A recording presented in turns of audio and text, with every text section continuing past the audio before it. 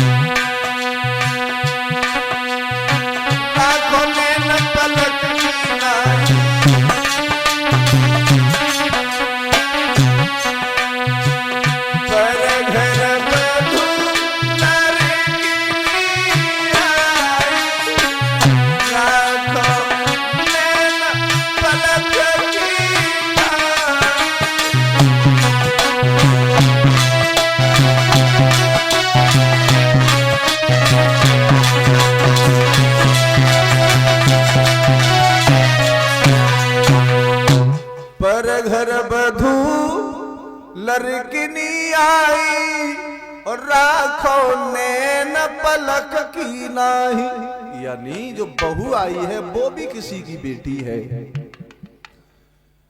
आंखों की रक्षा कौन करता है?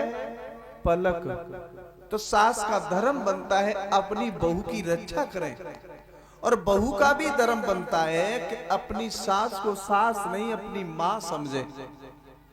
कभी लड़ाई नहीं होगी, लेकिन सास बने गई बहू और बहू बने गई सास, तो लड़ाई होगी।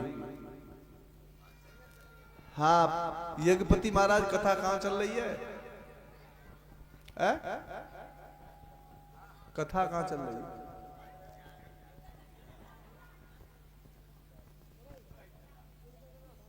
न्यू कह रहे अबे कहां चल रही है?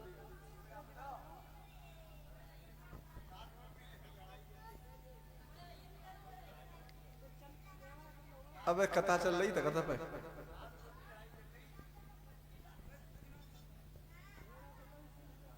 धन्य दोनों ये घुसे, यज्ञपति परीक्षित।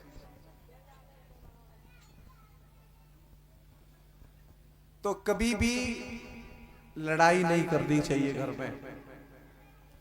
और कलयुग ने कहा महाराज जो तुमने जगह दी है वो सब गलत दी है, ऐसी जगह दो जहां शुद्ध जगह हो। तो महाराज परीक्षित ने कहा कंचनम सुभाषणम यथा, आप सोने में वास करो। और जैसे ही सोने का नाम लिया सोई अंत थोड़े ही जानो। राजा के मुकुट बंधे रहो, छलांग लगाई मुकुट में समाये हो। और जैसे ही कलयुग मुकुट में समाओ, अब खेल बिगड़े हो। अब और दिमाग उतक चल रहा है, लेकिन बहु का महाराज परीक्षित धीरे धीरे आगे बढ़े।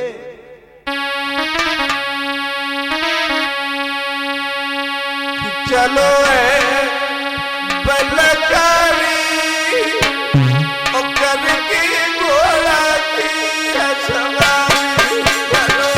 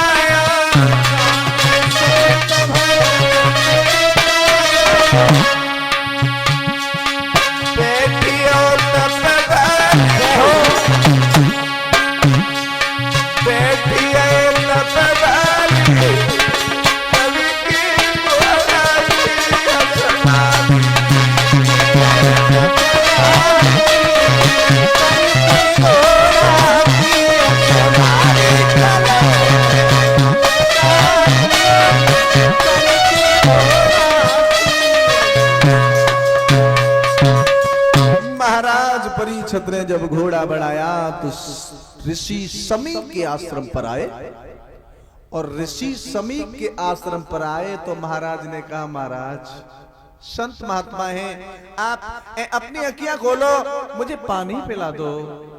लेकिन महात्मा जी भजन में लीन रहे। एक बार कही, बाबा ओ बाबा पानी पिला दो। के लिए आओगा।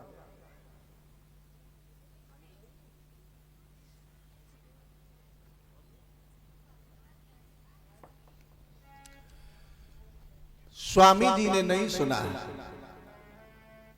जब नहीं सुना है तो फिर महाराज ने कहा, हे संत श्रोमणी, मुझे प्यास लग रही है, जेठ की तपती हुई ये धूप मेरे बदन को विचलित कर रही है, आप एक घूंट पानी पिला दो।